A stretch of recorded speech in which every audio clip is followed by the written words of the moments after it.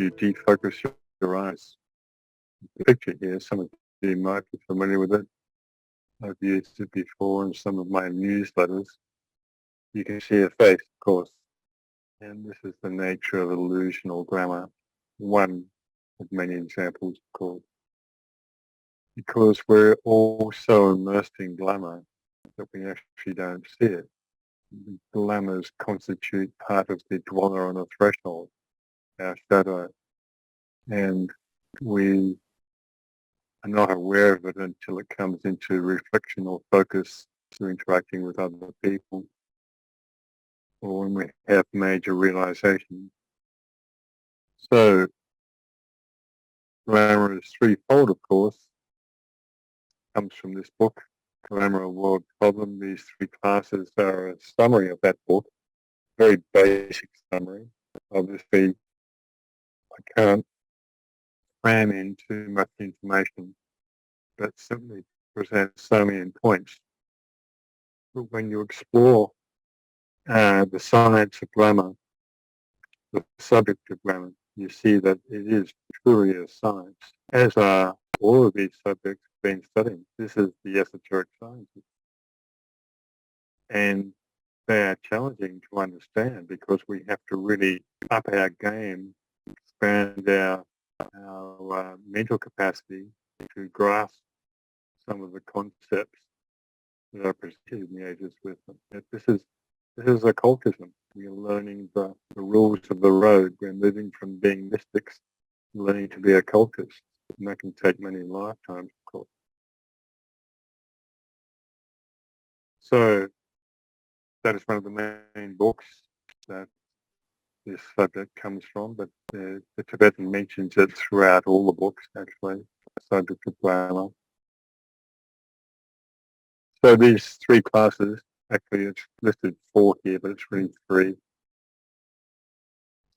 This first one, the nature of glamour, glamour upon the lower mental plane, illusion, glamour upon the astral plane, which is glamour, glamour upon the physical plane, maya, glamour upon the higher mental plane, which relates to the dweller on the threshold, which is really a summary of maya, glamour, and illusion.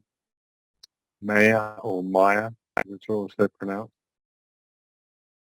It's an intricate subject because, I've been looking at this for decades and I'm still endeavoring to understand it myself, some of the concepts.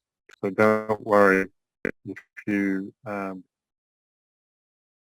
first, find it difficult to grasp. But we have a pretty good background of 30 classes now, and we can refer to some of those classes when we want to understand glamour. For instance, the planes of perception, sharp, it's very useful. So the second class goes into the causes of glamour. I'm not going to read them all out here. The third class is the ending of glamour and the various techniques of meditation that are used to bring that about. But for most intents and purposes, for most of us, glamour on the astral plane is the key factor to understand, because 80% of the world is plugged in to glamour, is submerged, if you like, in glamour, and is prone, it's easily manipulated because of this submergence in glamour, which ties in with the fact that Tibetan says that 80% of the world is still astrally polarized. Of course, the astral plane is where glamour. So, nature of glamour. Threefold or fourfold, depending on how we look at it. We look at illusion being a mental quality that affects those who are more intellectual and emotional. And it's about misunderstanding of ideas and thought form, misinterpretation, if you like. Whereas glamour is the astral emotional polarization, and is more potent than illusion because the majority of people are polarized in astral consciousness. Even though they think, they're learning to think, they haven't reached the stage of really independent thinking. And hence, that's why they're so easily manipulated by propaganda, for instance. And Maya is vital in character. Vital is a word that refers to the physical etheric combination and the vitality of the physical body. So you have illusion at the mental level, glamour at the astral level, and Maya at the physical etheric level. It is a quality of force, energy of the human as it swings into activity under the subjective influence of mental illusion and astral glamour, or both. Then we get to the stage of the dweller on the threshold, swings into activity only on the path of discipleship. The dweller is the vitalized thought form embodying astral, mental, and vital energy.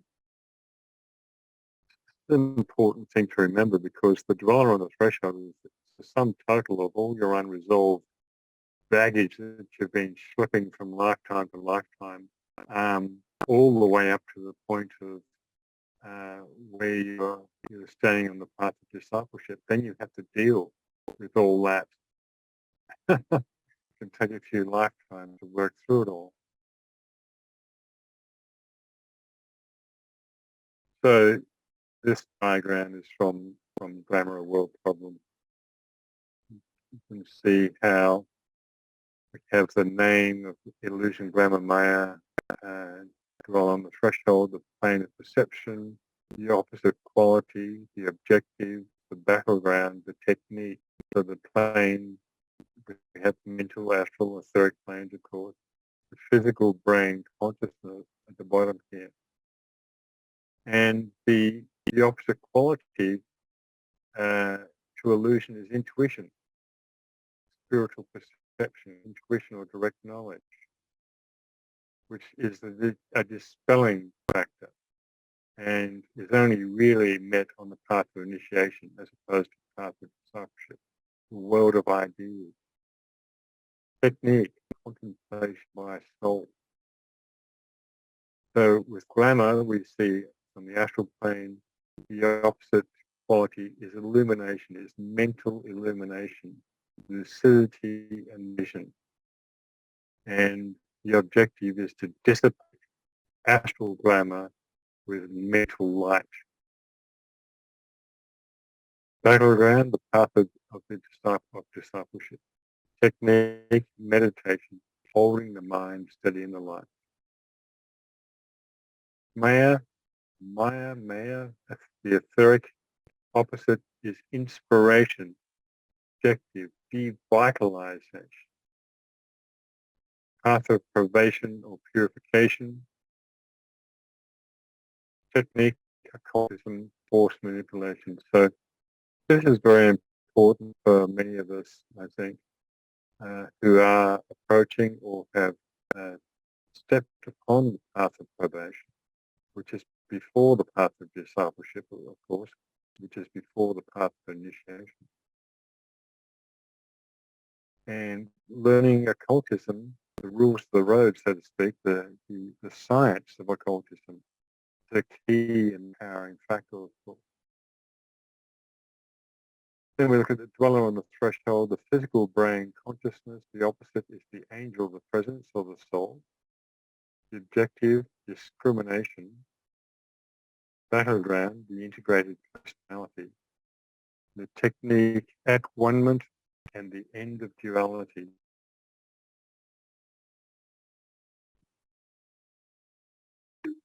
So again, don't worry if you do not understand some of these things. We're just touching upon these concepts. Of course, you can always come back to the video and pause it at this page, or download the page, or do a screenshot or something like that. So we have three types of glamour: the mental type, which relates to illusion, potent thought form that has definite sharp form. It controls the life activity and one's output. It tunes one into mass thought forms built by others, dominated by a similar illusion. At worst, mental insanity or idée fixe. At least, fanatic is a potent idea that is not possible to integrate into a world picture. This is very common today, and is partly why the world is in such a mess.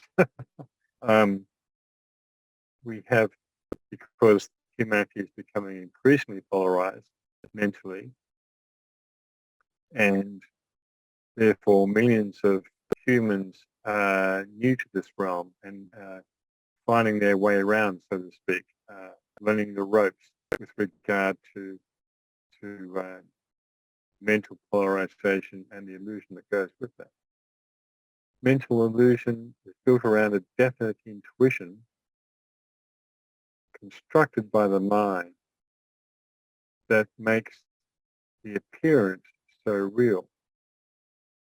And the person spends their time fanatically trying to make others.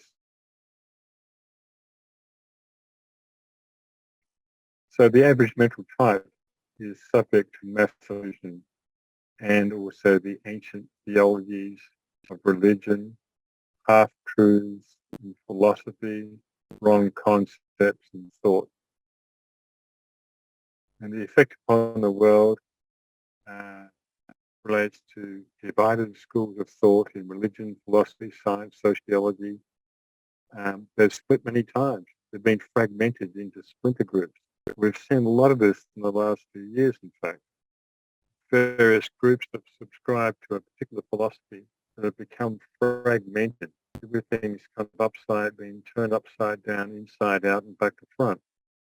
And this is good, even though it's painful in the short term, because everyone's thinking is being reformed right now because of the new energies that are pouring into the planet, stirring everything up, bringing everything to the surface.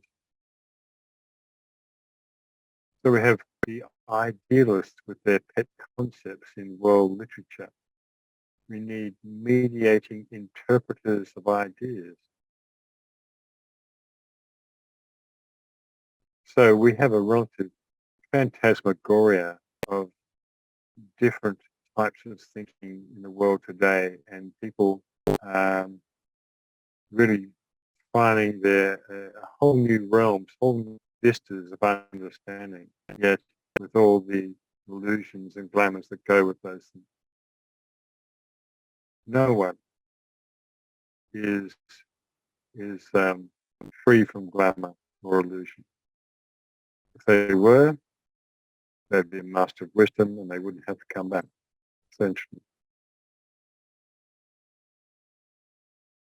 So we have the mental types illusion, the emotional types world glamour, the astral mist or fog that distorts all one sees in contact.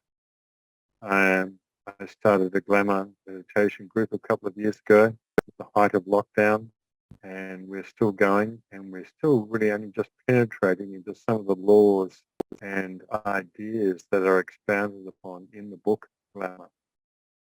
But one of the things that we do is, well, certainly I do in my personal meditation, is I see the earth from a height in space, looking down on the earth, surrounded by these clouds of glamour, and I see that glamour being dissipated by this immense, intense laser light that is focused on the planet that pierces the clouds of glamour, that allows the light in, so that humanity can be free to touch that light and to help awaken.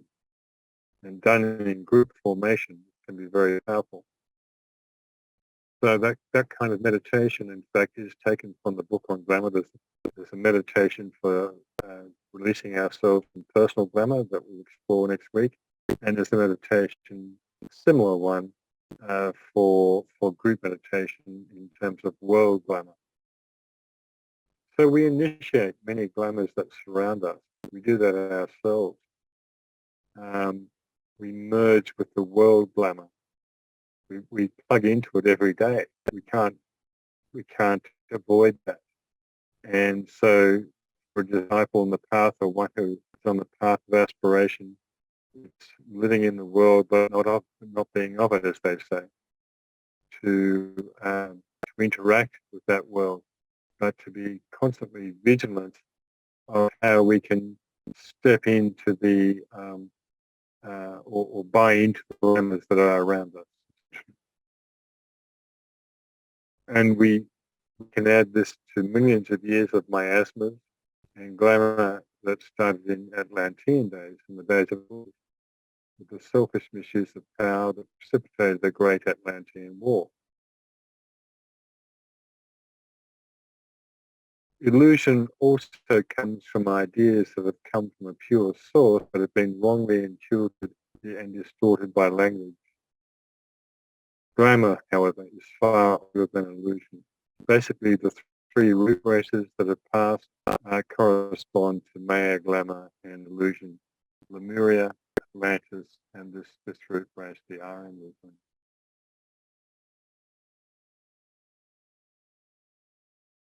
So I have mentioned this subject a lot in my newsletters, which I've temporarily suspended, having a break from writing them, as most of you know. And some really easy examples of glamour are, in fact, the glamorous world of fashion and the glamorous world of movies and entertainment. There you have glamour par excellence. You have the visual imagery, the superficial the word masks that people wear, and it's a manufactured world that's not real. Um, so, and yet it's very seductive as well. And advertising, of course, plays on all of that to sell you stuff. All right. So obviously, Maya itself, looking at the mental type, the emotional type, and now Maya, is the result of glamour and illusion, but its physical plane expression. It connotes, when present, an integrated personality, hence the ability to tune in on glamour and illusion. And it constitutes a major problem for the disciple and is related to the limitations of our planetary logos, whatever that means. We share in the growth of the planetary logos. As we grow, the planetary logos grows, as I've probably mentioned before in other parts. Glamour or illusion, which one? Take. Are you more astrally polarized or emotionally polarized, or are you more mentally polarized? So as I mentioned, Maya, Glamour, illusion relate to the etheric astral and the lower mind respectively, and the dweller comes into full potency at the end of the Aryan root race, the fifth root race, and all initiates prior to the third degree initiation.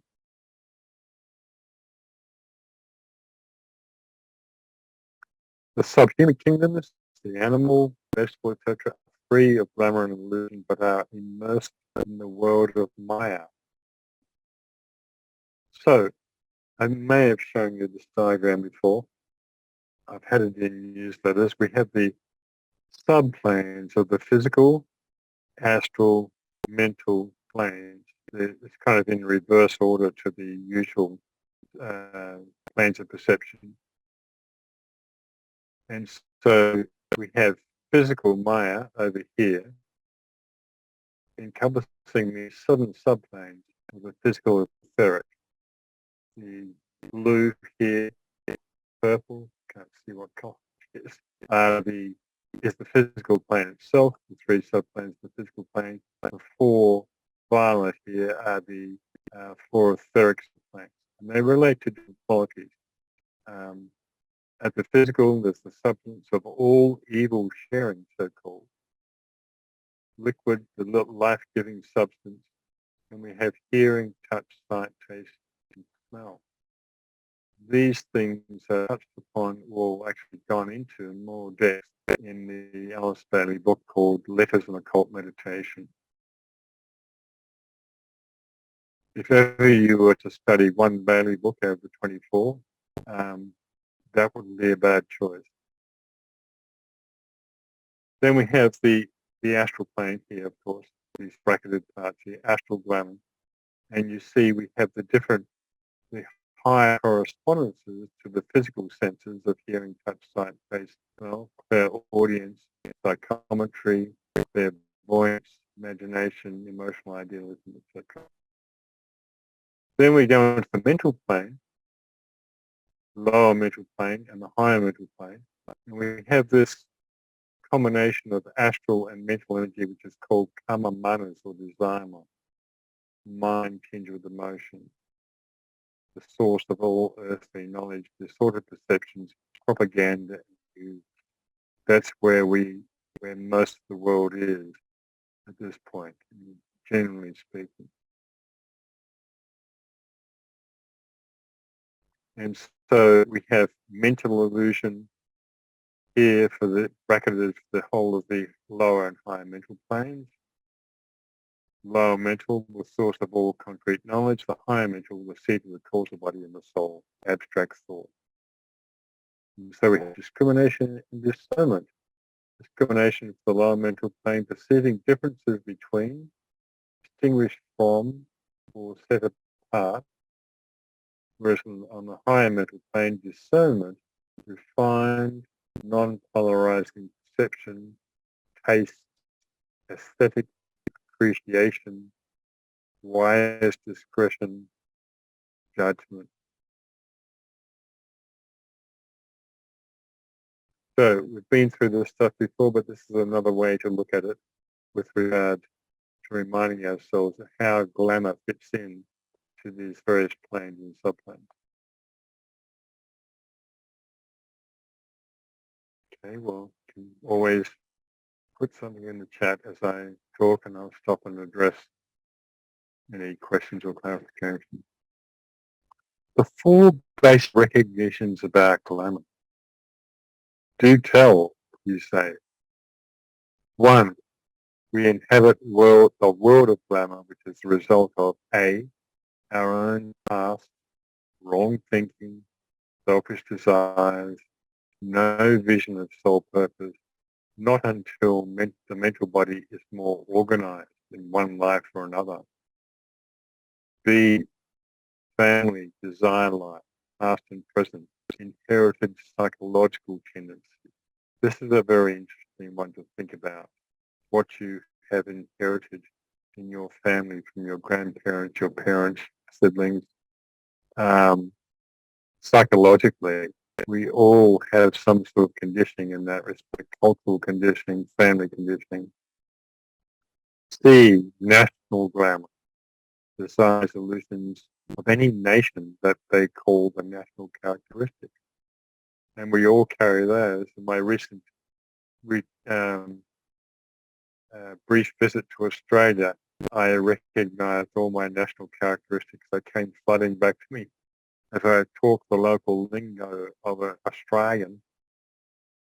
So, and D, racial glamour, race, human race, very ancient, entrenched desires, potent aspirations for the race as a whole, the fifth root race, or even subrace, or subrace glamour, the fourth Celtic subrace, for instance, versus the fifth Anglo-Saxon subrace. They all have their characteristics and shadow expressions. So you can equate the word glamour with shadow because it constitutes part of the shadow. 2, We must realize that this fog is a definite substantial thing in the glamour. To realize that there is a fog out there, an invisible fog that we can't see, but which we get lost in at times, and which others are permanently lost in because they're still on the mutable cross and haven't woken up yet. Majority of humanity. So we have to break up these forms that are assumed. Thought forms are of a less substantial nature than forms of glamour upon the astral plane. Glamour is like thick, gluey substance that sticks like molasses. You know, that's the nature of glamour. It's a very interesting kind of metaphor. Glamour is less clearly defined than thought forms, hence harder to see. Glamour is vague, inchoate, immersed in the mass. So the third basic recognition, astral glamour, is very potent because A, the ancient rhythm inherent in astral substance that we all clothe ourselves with when we incarnate. Our astral body is of a certain frequency that relates to our past lives, but also the milieu that we incarnate in, the very nature of the astral body of the earth. It is a corporate part of our nature, hence the line of least resistance. It's Atlantean in nature and can only be dissipated by Aryan fifth root race thinking by one, standing in spiritual being, and two, holding the mind steady in the light. Note that mantra. When your mind wanders in meditation and you bring it back to center, you can say that little mantra to yourself. Hold the mind steady in the light. And this is part of the focus, the first part of meditation that we call concentration. The four main glamours of humanity are A, materiality, B, sentiment, C, devotion, D, the pairs of opposites, E, the path. Now, some of these keywords you may recognize as relating to the rays. For instance, sentiment and devotion, fixed ray, devotion and idealism. Pairs of opposites, the glamour of the pairs of opposites. The fourth ray of harmony through conflict, the major ray that rules over humanity. So let's break this down a bit. Explore some of these major glamours of humanity. The glamour of materiality, the cause of all present distress, the economic problem is the result of this glamour. The thraldom of money, the love of possessions, and of course, this has become very magnified in the last couple of decades. For some souls, of course, at an earlier stage, these are the needed lessons. One must discriminate between needs versus wants. When desire for the separated self is negated, responsibility of material wealth will be handed back to man, free from glamour. Unfortunately, humanity is being encouraged to aspire towards more and more luxury goods and luxury items. I went into this recently when I was passing through Bangkok for a couple of days on the way back from Australia, this gigantic shopping centre. And some of these shopping centres in Thailand are called names like Maya, which is very interesting, M-A-Maya or Maya. I forget what this one was called, but it was a huge architectural, lavish, amazing building that just had swarms, busloads, literally, of people going in and out all day.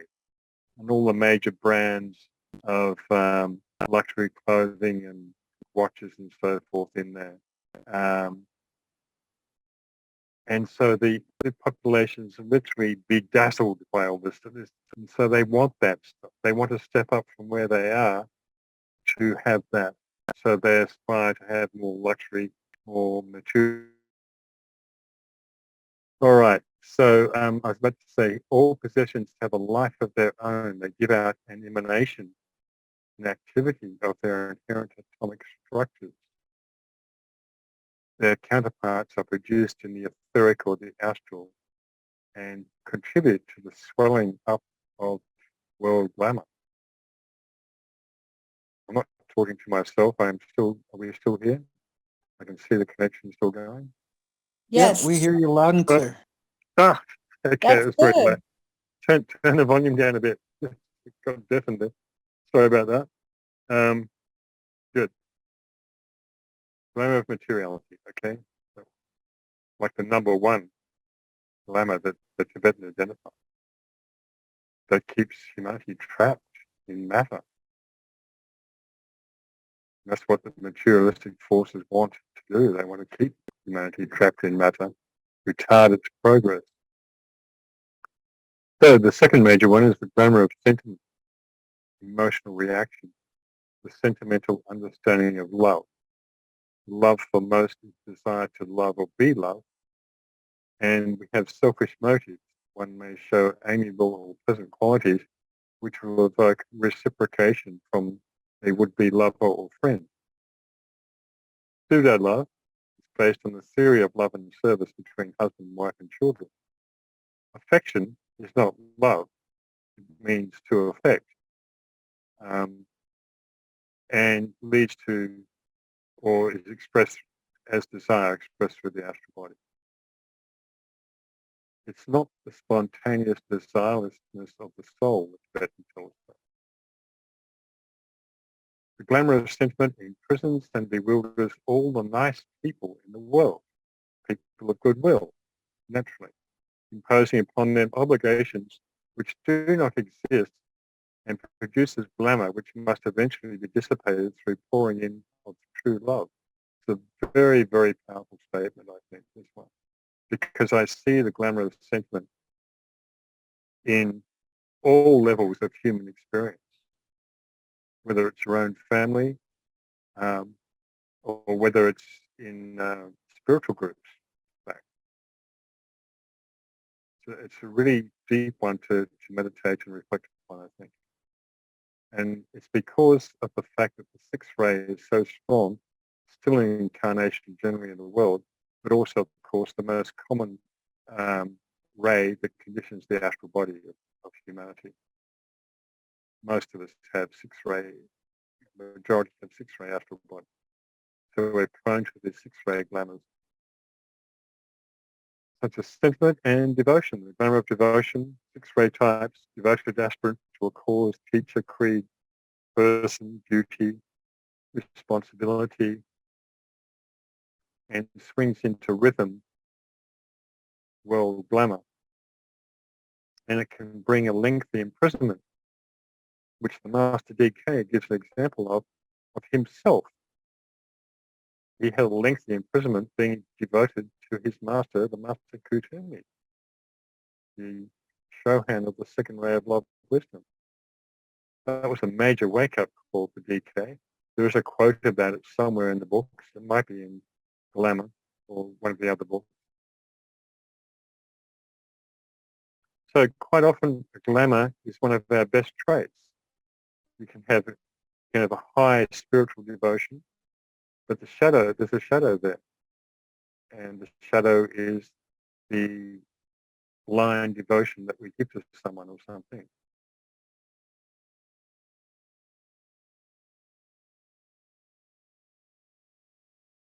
The secret of world glamour is the triple differentiation that veils the secret of creation. It's a very enigmatic statement. I'm not going to try and explain it. We have the trinity of the Father, Mother, Son, and illusion, Maya, and glamour that corresponds to that, as it does to all triplicities that we've explored in this course. And so we move on to the glamour of the pairs of opposites, the fourth ray glamour. We differentiate our life into triplicities by identifying with one of the pairs of opposites. Hence, we succumb to the glamour of separation, particularly, obviously, in politics, for instance. And learning, therefore, to be apolitical is one of the great challenges of aspirants and disciples on the path, because we've all been brought up in the cultural conditioning of this or that party and what it stands for and what people who respect say about that and so forth.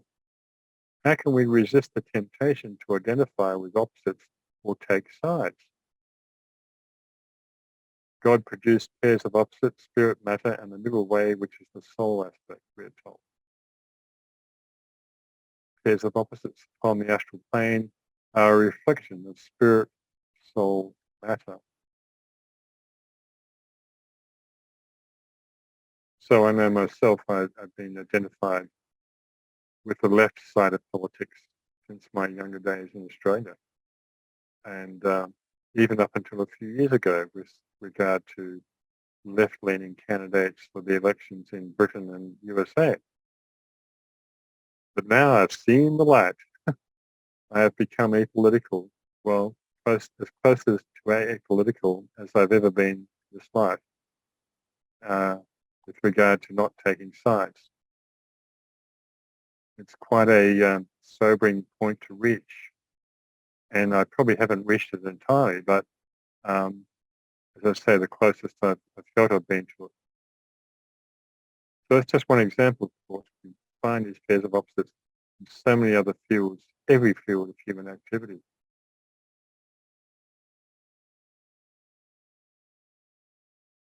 The glamour of the path. After the worldly glamours, there are the glamours of the path, which highlight failures of disciples through pride, the world savior complex, the service complex, and distortions of reality which accompany that. High aspirations, selfishly interpreted, self-centeredness, self-immolation. I'm not sure if that means setting yourself on fire. Maybe it's more metaphorical. Self-aggressiveness, self-assertiveness. The Tibetan reminds us that Raja Yoga is the only discipline that can help eradicate glamour, boring the minds to the inner mind. Raja Yoga, of course, the yoga of the fifth root race. Illumination will dissipate glamour, the mind as the reflector of soul lights, dashing our illusions. We hear that expression. He had his illusions dashed to pieces. Traumatic at the time, but a very healthy thing to happen to anyone. So criticism, pride, separativeness are the three heads of the mental hydra that I've discussed in Scorpio many times.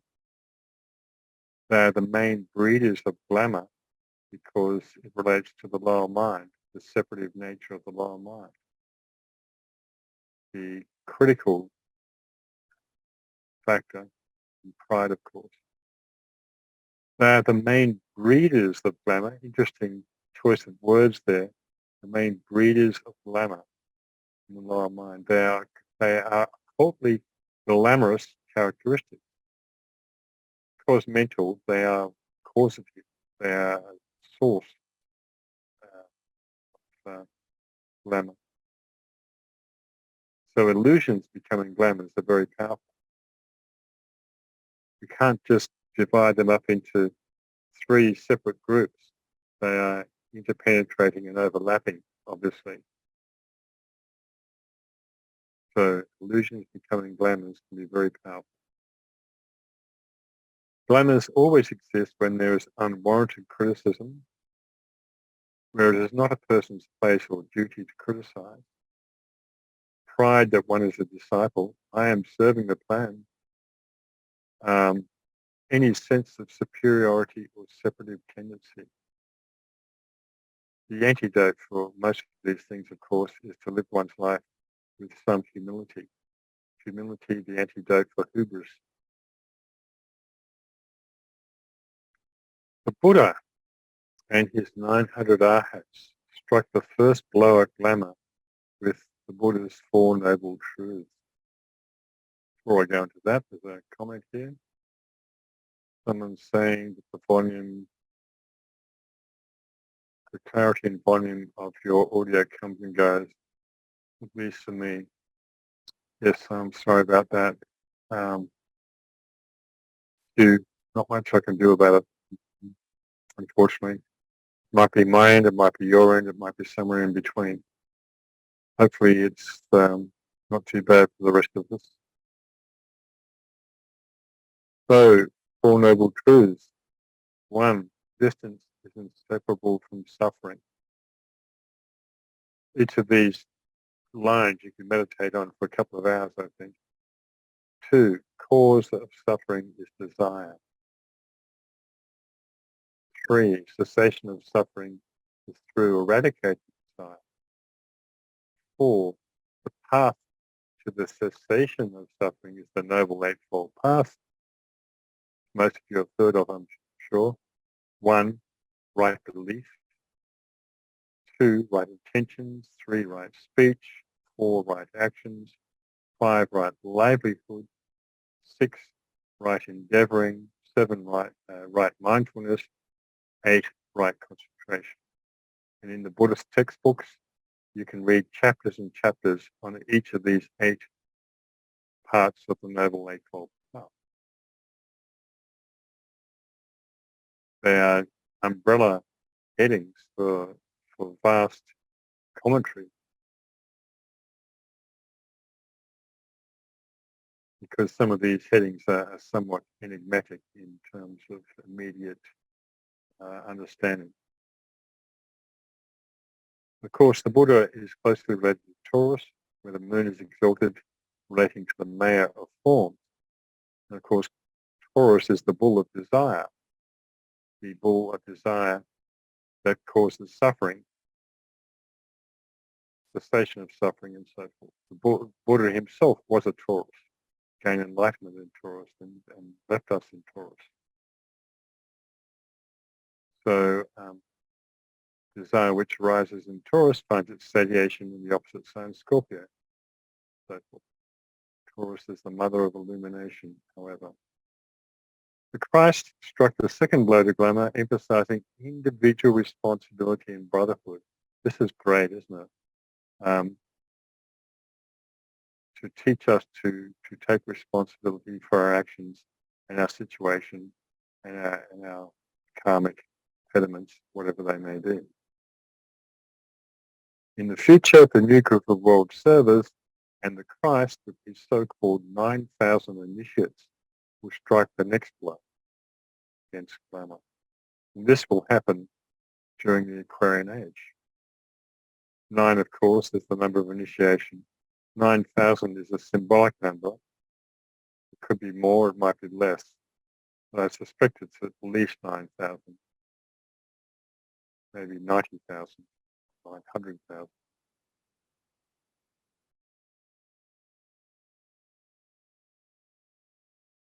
So Christ with his 9,000 initiates and the Buddha back in the day, around about 500 BC, with his 900 arhats. Same thing, these arhats are fourth degree initiates.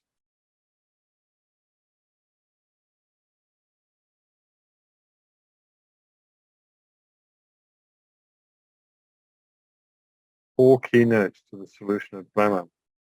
We mentioned this before: intuition for illusion, illumination for glamour, inspiration for Maya, the angel of the presence for the dweller. The average aspirant on the path of probation deals with forces on 3 planes, plus the principles of life. The disciple begins to discriminate between force and energy. Soul energy distinguishes between the energy of life or the monad and the soul forces. With all the above, theory must become fact. The astral mental battles must be realized in brain consciousness. And we go into these battles every day, do we not? These internal battles, balancing the pairs of opposites from the mental plane, the astral plane. wherever we are, whether driving in traffic or on the supermarket queue, and all our little interactions with everybody every day. This is the daily Kurukshetra, as I like to call it. And we're constantly battling to maintain the attitude of the observer of what's going on in our heads, in our solar plexus and so forth.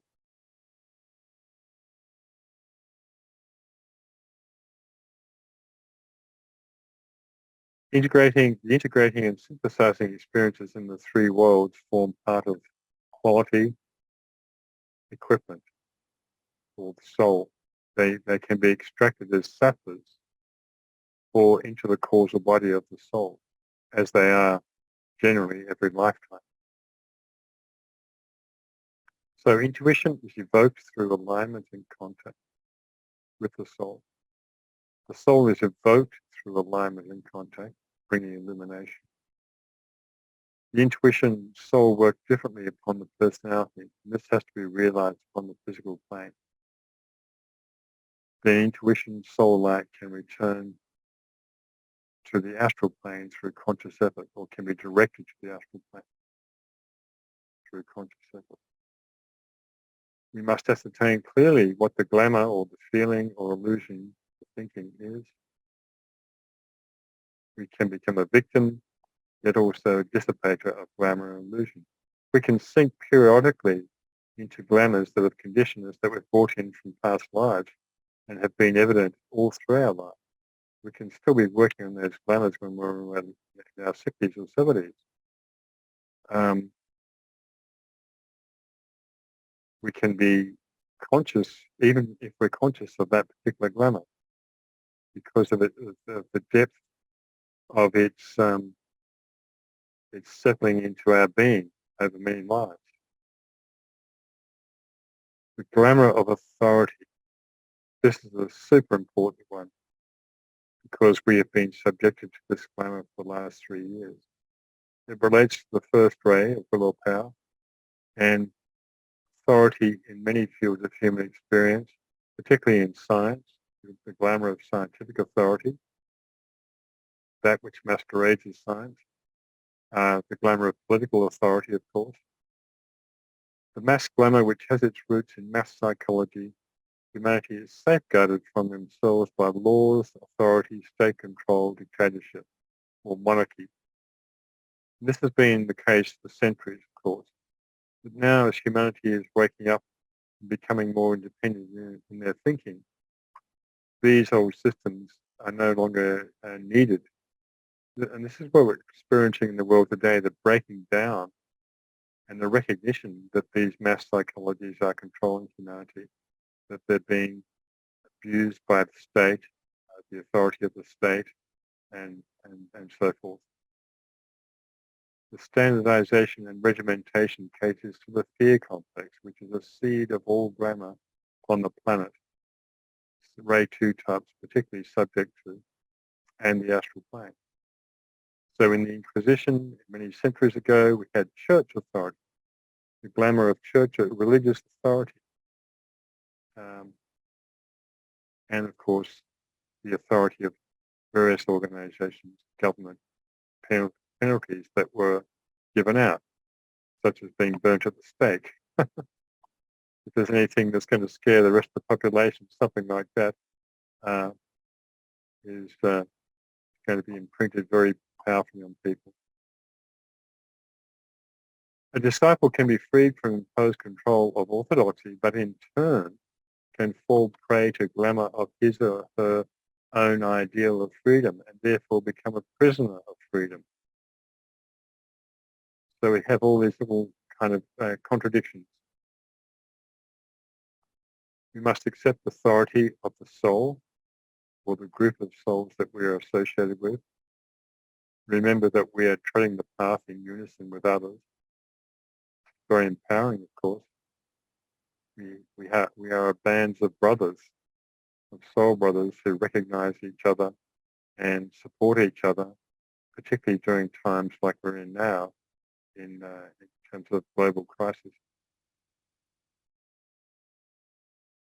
where individual law has been exchanged for group law, but the person does not yet know group law, which must and will oppose itself. It's a very interesting statement, a little bit vague, but it's finding your place within the greater group process in terms of spiritual groups and so forth. Recognizing the part that you have to play. Who is in front of you? Who is behind you?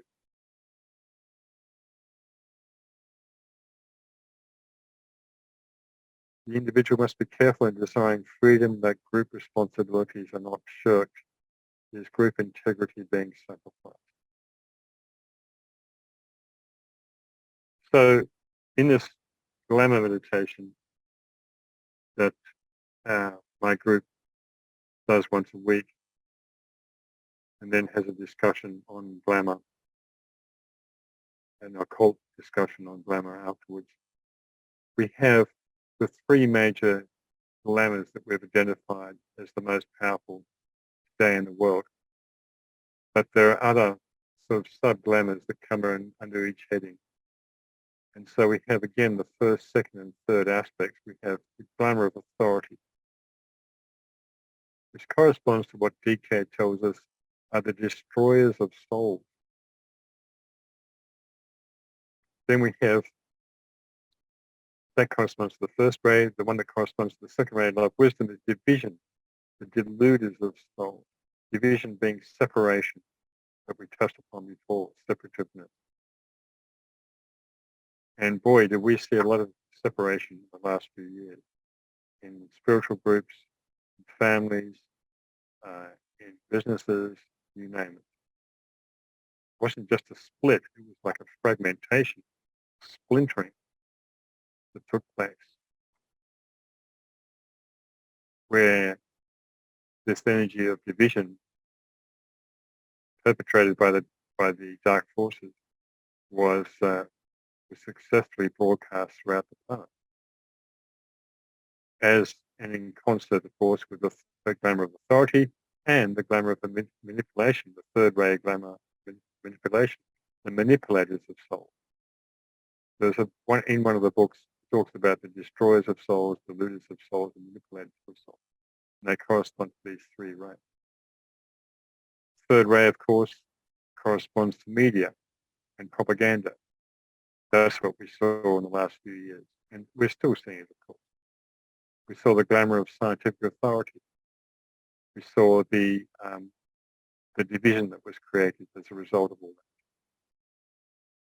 Love wisdom, of course, joins and blends and makes coherent whole.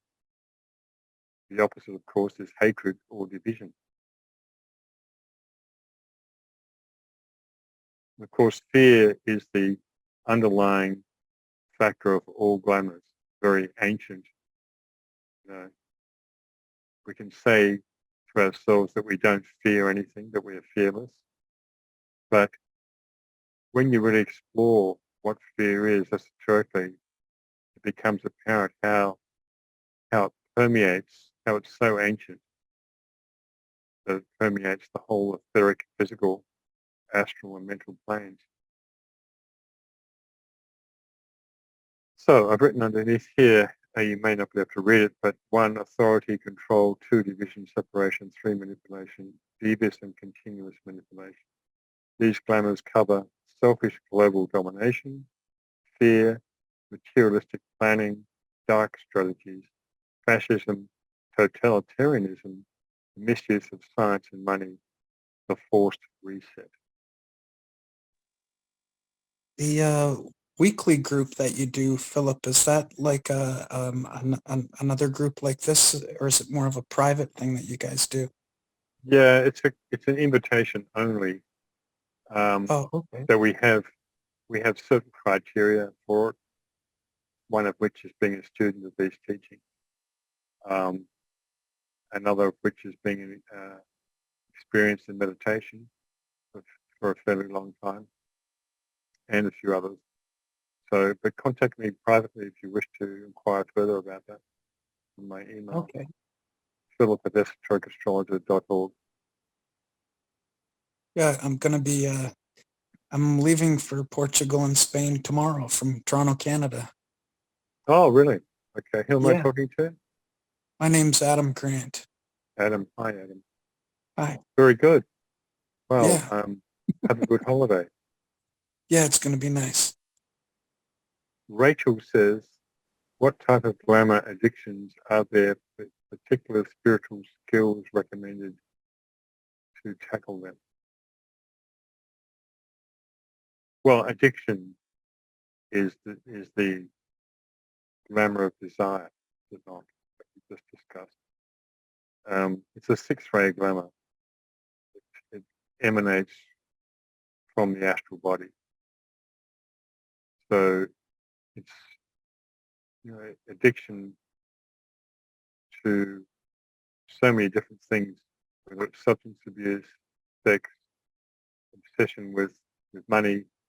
Um, they're really primary dilemmas. So the spiritual skills that you're asking about here come back to a daily practice of meditation or just simply reflecting on what addiction you might have.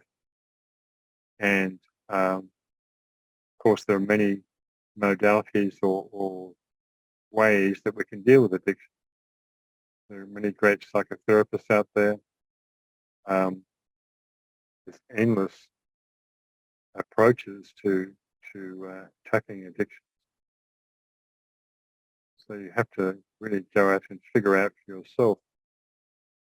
Focus on one addiction or one head of the hydra that you may identify out of the 9 heads of the hydra, and start working at peeling it back. And quite often when we do, you find another addiction lies underneath, or another head of the hydra lies behind that. It's a huge subject, as you can see. So, but we have 2 more classes coming up.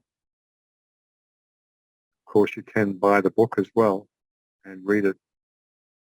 It's only a small book, it's about 150 pages, 180 pages, or something like that, but it's packed with a lot of stuff, and you can go look backwards and forwards in it when you're reading it. I think it's like all the Banley books, they're very well indexed. So you can flick to the index and look up a word and find immediate sort of answer quite often. Of course, the Banley books are on CD that you can buy from Lucis Trust in New York City or London. I don't know how much it costs now, but it's really handy to have on your computer. You can download the whole thing, whole CD down to your hard disk, so you can just run it off your hard disk. But of course, having the physical books is really good to do because they they they uh, they develop a certain magnetism through you touching them and reading them over the years, and they take on a somewhat magical quality, you could say. One of the things that in movies, I mentioned before, the movie industry is fraught with glamour. We'd love to be entertained, to forget about the troubles of our lives and immerse ourselves in a good movie or a Netflix series or something like that. And quite often, I noticed in American movies in particular, they go for that sucker punch, as they call it in boxing, straight to the solar plexus. You can literally feel it like you've been punched in the stomach sometimes.